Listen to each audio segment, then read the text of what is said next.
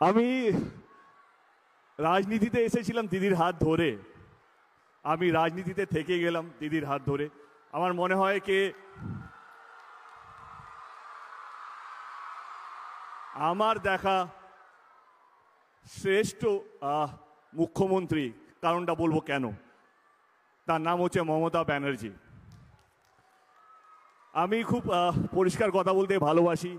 আমি ঘাটালের মানুষের জন্য আবার ফিরলাম।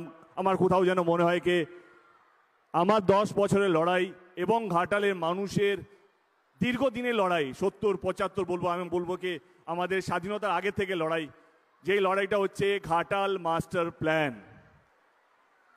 আমি সেই কারণেই আবার ফিরলাম ঘাটালে এবং আমার পুরো বিশ্বাস 2024-এ আমি জানি না কে জিতবে কে হারবে, এটা পুরোপুরি আপনাদের উপর, মানুষের উপর। মানুষ যাকে ভালোবাসবে, মানুষ যাকে বিশ্বাস করবে, সেই জিতবে। আমার কাছে দিদিকে আবেদনকে এই ঘাটাল মাস্টার প্ল্যানটা, আমি 10 বছর ধরে কেন্দ্রের সাথে লড়েছি ঘাটাল মাস্টার প্ল্যানটা যেন ওরা স্যাংশন করে, কিন্তু তারা করেনি। 2024-এ আমি জিতবো কি জিতবো না আমি জানি না। আমি এটুকু বলবো দিদিকে কে যেই জিতুক যেই হারুক, ঘাটাল মাস্টার প্ল্যানটা যেন হয় এবং সেইটা রাজ্য সরকার মানে আপনার হাত ধরেই যেন ঘাটাল মাস্টার প্ল্যানটা হয়, এইটুকু আবেদন আপনার কাছে রাখলাম। ভালো থাকবেন।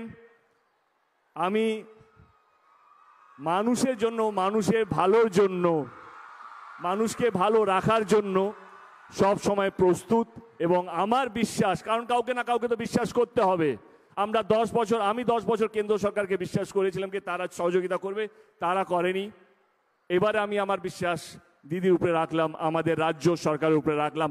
আমার বিশ্বাসকে 2024-এ পর রাজ্য সরকার সেইটা দায়িত্ব নিয়ে পালন করবে এবং ঘাটালে দীর্ঘদিনের সমস্যা, ঘাটাল মাস্টার প্ল্যান স্বপ্নটা স্বপ্ন থাকবে না, সেটা সত্যি হতে চলেছে।